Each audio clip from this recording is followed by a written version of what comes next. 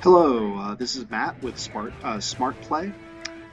Today I'm going to just basically show you how to do a rush. I should just name this series RTS's 101, right?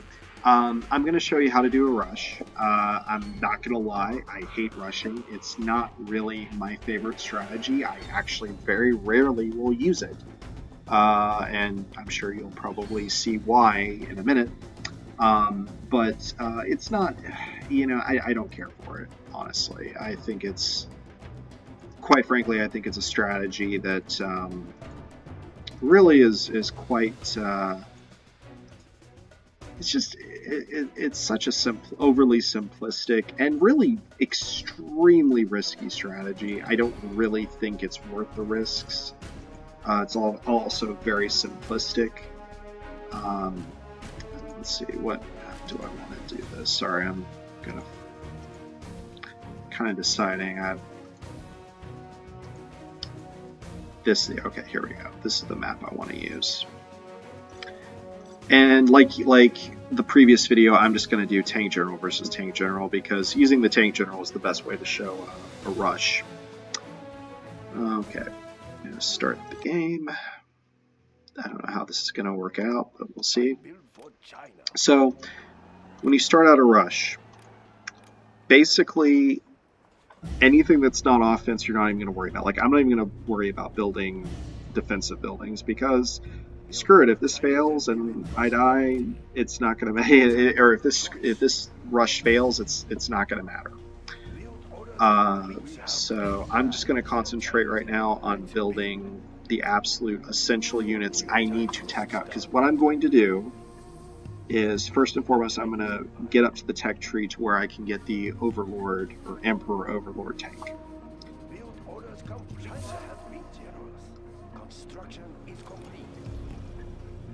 Okay, now I'm going to build my war factory. And in fact, I'm actually going to build several war factories because, again, with generals, you have multiple building queues as long as you have multiple buildings of whatever makes that unit. So you can actually produce a lot of units really quickly. Like, rushing is actually easier in Command & Conquer Generals than the original Command & Conquer game. For better or worse. For better or worse. So I can actually build multiple overlords at once.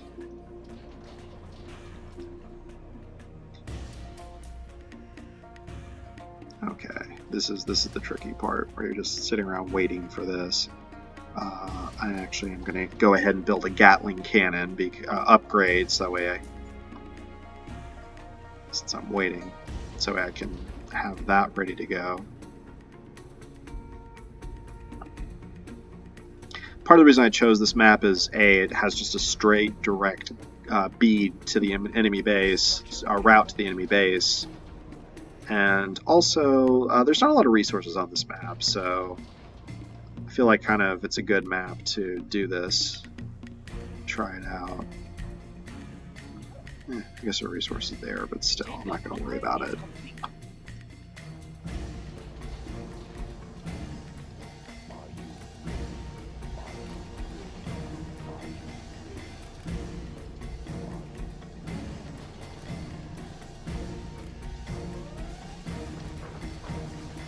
Freaking out. Looks like they're already attacking my base. Okay.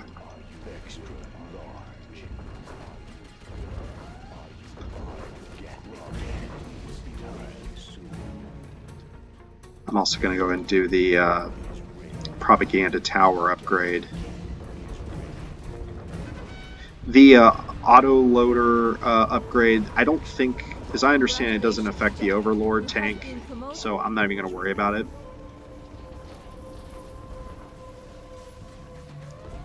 And as you can see, I have quite a few tanks, so at this point, I'm just going to go for it. As you can probably tell, this is a very simplistic strategy. It's just build a bunch of units and throw them at the enemy base. That's basically it. That's one of the other reasons I don't really care for this strategy. I feel it's like the I don't want to say dumb man strategy, but kind of, yeah, that's basically what it is. It's not pretty simplistic, really. And I mean, it's sort of like, I mean, I get it, you know, if you're a beginner in RTSs, maybe this is the better strategy for you. Because if you have a certain factions, it's like the Chinese faction in this game.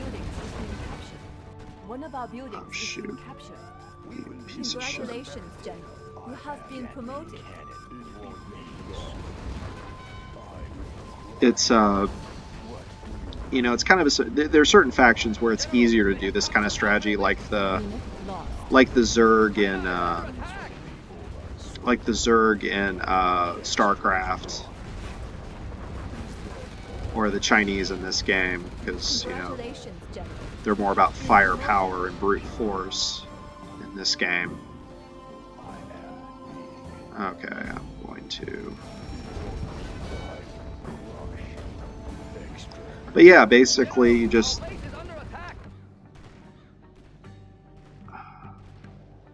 Oh, that's where it is. Where is that? Now, one thing you kind of have to watch out for is, you know, the enemy attacking your base while you're attacking theirs. Also, ideally, you want to make a beeline for the most crucial parts of the base, like their command center, because the goal here is obviously destroy your enemy's base as quickly as possible. You know, that's why it's called rushing. So you want to destroy the most crucial systems as quickly as possible. You really don't want to dilly-dally in a rushing strategy, obviously. And as you can tell, this is going a lot faster than most of my Let's Plays. Most of them are like 20 minutes or half an hour. This is like less than 10 minutes. So, yeah. Pretty simplistic. And okay, already won. So, this is going to be a short Let's Play. Under 10 minutes. I'm kind of proud of myself there. So, I'm victorious. Wow, I'm actually kind of amazed I took so few casualties. Only 5 units destroyed to their 72 units lost. Collected, actually, let's see, or no, wait. Yeah. I actually collected fewer supplies than them, which I expected, but not by that much. Not by that much. Well, I guess almost half, but whatever. You know, again, in a rushing strategy, you're not focused on collecting supplies. You're not focused on base protection as much. I mean, obviously, make sure, you know, like I had to take a couple of units away from the attack just to protect my base. But the focus is destroying the enemy base as quickly as possible. It's a very simplistic strategy, yes, but at the same time, it's a very risky one. Again, this is why I don't like to use it, because you really, really, really have to be fast. If your attack fails, if the enemy is able to blunt it or stop it completely, yeah, you're going to lose, because you probably burned through all of your money to build up your force to attack the base. And if it's destroyed, yeah, you have nothing left to defend against the inevitable counterattack. So it's a very risky strategy, and it requires very, very quick movement. So, you know, it also helps you want a map that's wide open, that has a direct route to the enemy base, that doesn't really have choke points. Ideally, a map that's smaller, because you really don't want to have to waste time moving your troops to the base. You want to get them there as quickly as possible. So with a rushing strategy, again, wide open base, quick and easy accessibility to the enemy base, or sorry, wide open map, quick and easy access to the enemy base, and just tech up and build up. In this case, you notice I didn't build a bunch of Battle Masters, I built a bunch of Overlords. I mean, I could have, for the number of Overlords I built, I could have built 2 to 3 times the number of Battle Masters, but one of the reasons why I wanted to use the Overlord is because it has the Gatling Cannon on it as well, or you can get the Gatling Cannon, so that protects basically against all threats. So I don't have to worry about building a bunch of different unit types. When you're doing a rush, you want to simplify production as much as possible. So ideally, try to build just one unit type, offensive unit type that's effective. That's why they have the Zerg Rush in StarCraft, because you're just building one thing and just building a lot of it. So the more quick and simple you can make production and get your guys to the base, the better. So that's pretty much it. That's all I have to really say about rushing. Again, not my favorite strategy in the world, but if you have the right conditions, yes, it can be very effective. And certainly, if you can overwhelm your enemy pretty quickly if you know what you're doing. So anyway, that's all I have to say about it. Thank you for watching, and I'll see you on the next Smart Play.